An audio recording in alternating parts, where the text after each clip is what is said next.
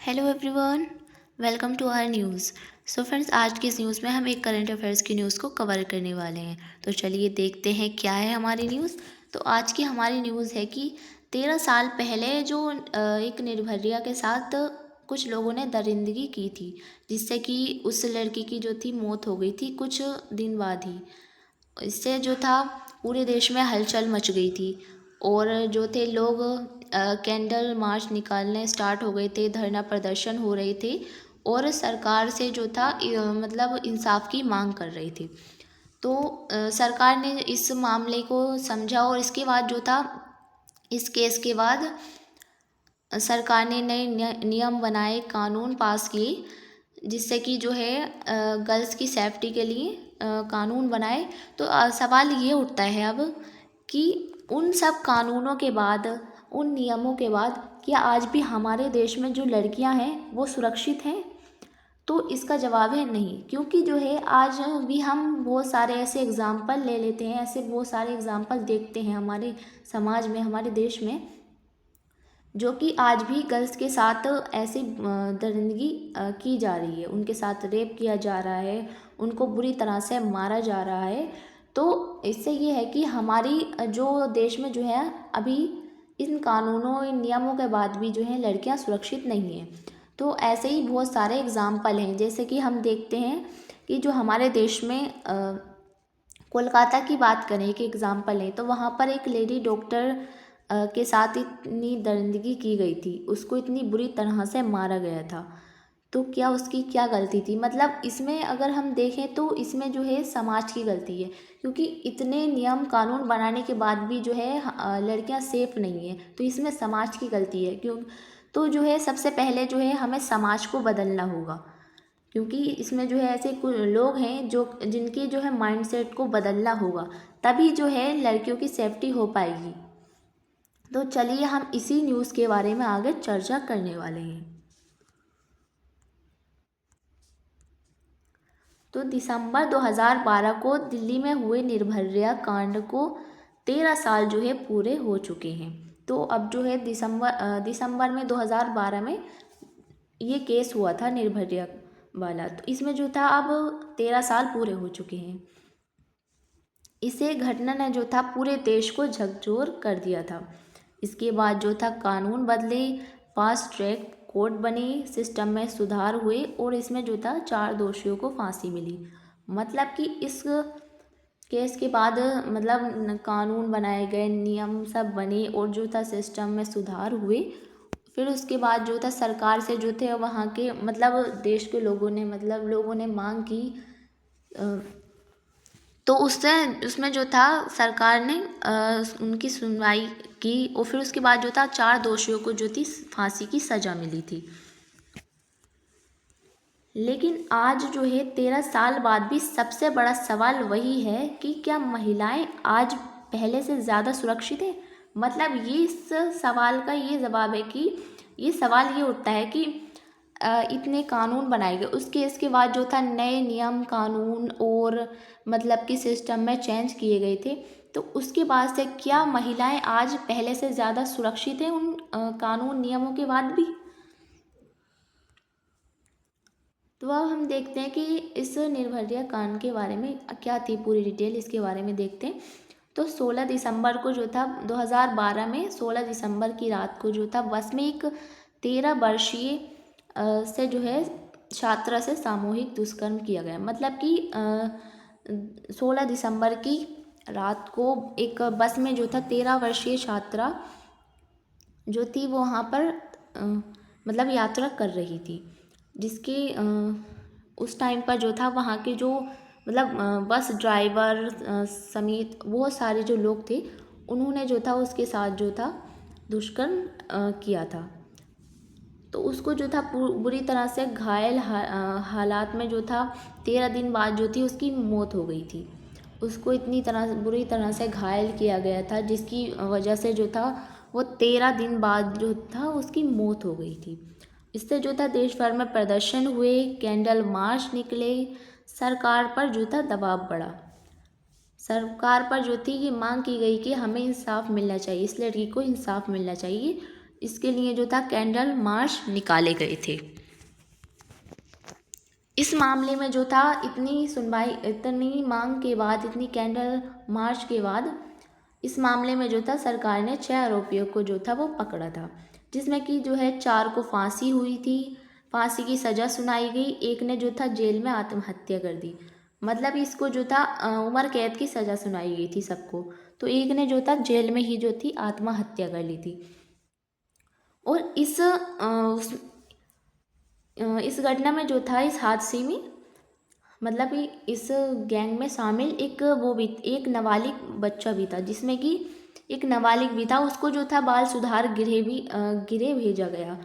मतलब कि उसको फांसी की सज़ा नहीं सुनाई गई, उसको जो था बाल सुधार गृह जो था वो भेजा गया। तो ये घटना भारत के इतिहास में महिला सुरक्षा को लेकर सबसे बड़ी बहस की वजह बनी। मतलब कि इतिहास में जो था ये महिला सुरक्षा को लेकर सबसे बड़ी वजह बनी। इससे जो था कि ये सामने आया कि हमारे देश में जो है महिलाएं सुरक्षित नहीं हैं।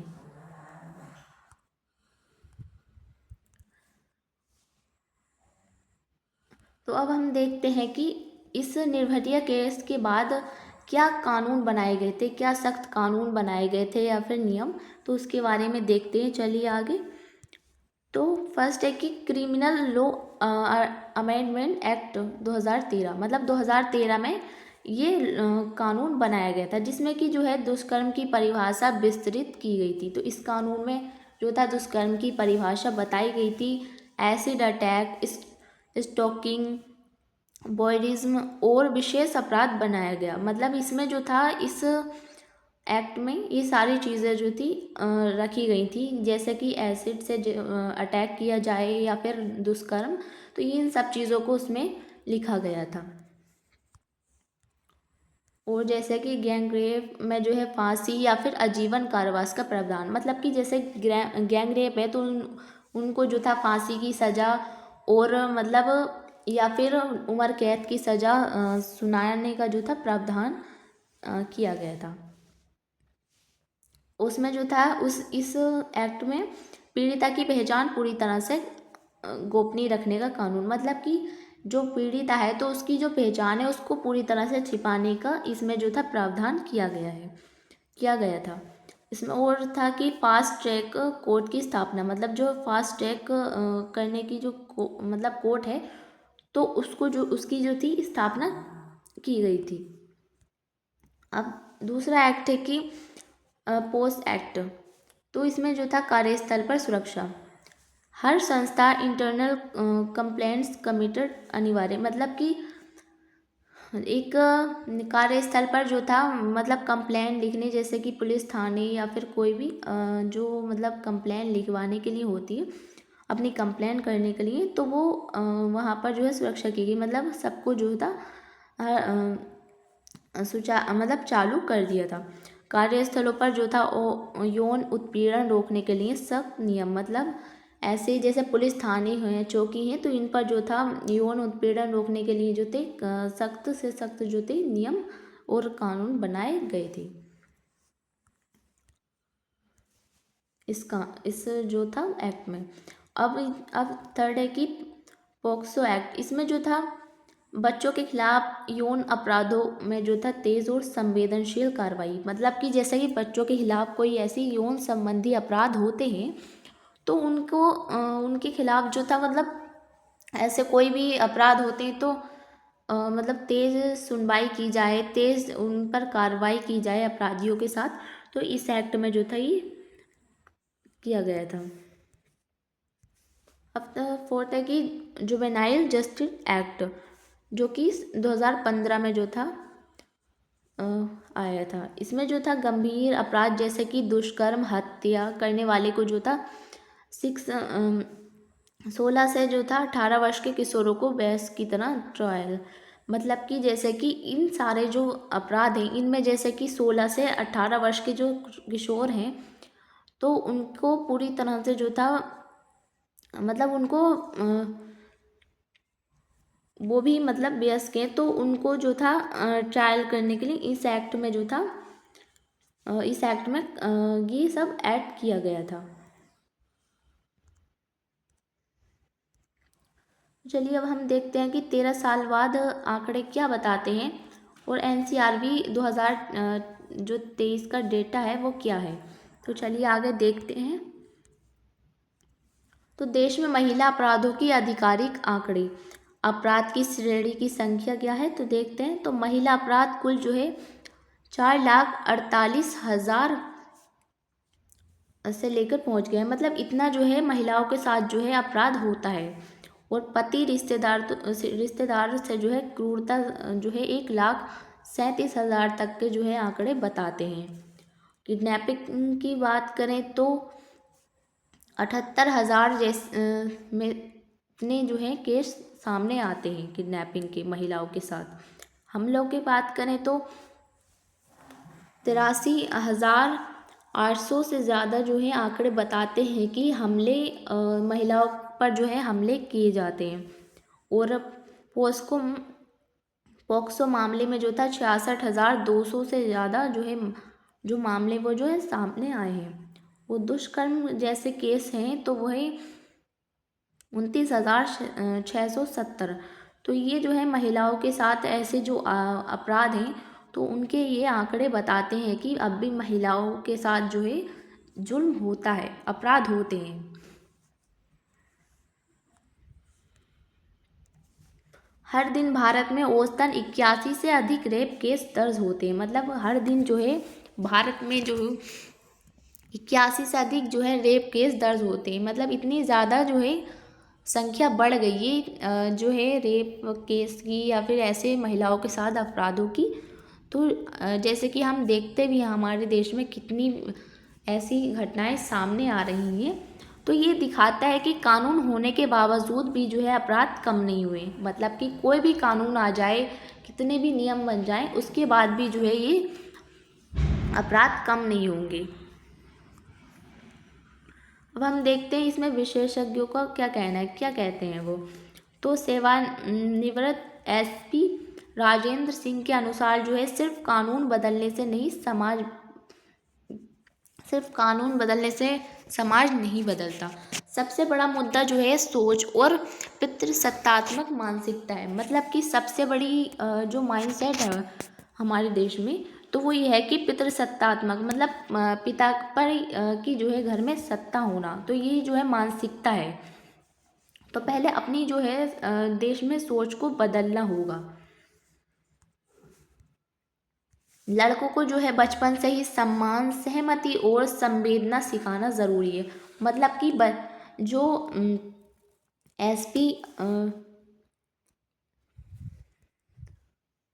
एसपी राजेंद्र सिंह के अनुसार जो है वो ये कहते हैं कि लड़कों को बचपन से ही जो है सम्मान करना सिखाना होगा, महिलाओं के साथ कैसे पेश आना होता है ये सब सिखाना होगा। और तभी जो है ये ऐसे केस जो हैं कुछ सीमित तक कम हो सकते हैं। स्कूलों में जो था सेक्स एजुकेशन और घरों में जो था सही मूल्य आधारित शिक्षा दी जाए, मतलब कि स्कूलों में भी इसकी एजुकेशन दी जाए, इनके बारे में जो है बताया जाए कि ये गलत है, इन सब की जो है एजुकेशन दी जाए, शिक्षा दी जाए, जिससे कि जो है ये ऐसे जो मामले हैं वो कम हो सके। माता पिता, स्कूल और समाज सभी को मिलकर जो है ये काम करना होगा, जिससे कि जो है मतलब वो किसी भी गर्ल के साथ ऐसी कोई भी एक्टिविटी ना हो। अब हम देखते हैं कि सिस्टम बदला लेकिन समस्या क्यों कायम है, मतलब कि इतने कानून नियम बनाए गए, पूरा सिस्टम चेंज किया गया, फिर भी जो है ये समस्या क्यों कायम है। तो पहले देखते हैं कि कानून बहुत सशक्त थे, बनाए गए, फास्ट ट्रैक कोर्ट बनाए गए, महिलाओं के लिए कई एक्ट भी बनाए गए, हेल्पलाइन, नारी निकेतन, क्राइसिस सेंटर, मतलब कि नारी सुरक्षा के लिए हेल्पलाइन नंबर बनाए गए, मतलब कि किसी महिला के साथ अगर कोई भी ऐसी एक्टिविटी हो, कोई भी छेड़खानी हो तो वो है मतलब कॉल कर सकती है उसको हेल्पलाइन नंबर पर। ऐसे बहुत सारे जो थे ये मतलब एक्ट महिलाओं के लिए बनाए गए थे। लेकिन जो था कि अपराध जो है अभी भी बड़ी संख्या में, तो हम देखते हैं कि जो अपराध है वो बड़ी संख्या में बढ़ता ही चला जा रहा है। ऐसे बहुत सारे मामले हमारे सामने आते हैं। कई मामलों में जो था रिपोर्टिंग ही नहीं होती। कई मामलों में जो तक मतलब पूरी उसको सीरियसली तरीके से नहीं लेते उसको, ना तो किसी की मतलब जो दोषी है तो ना उसकी उसकी मतलब जांच की जाती है, मतलब उसने नहीं तो उसको पकड़ा जाता है, ना कोई कार्रवाई की जाती है। तो ये आज के टाइम में हमें बहुत ज़्यादा देखने को मिल रहा है।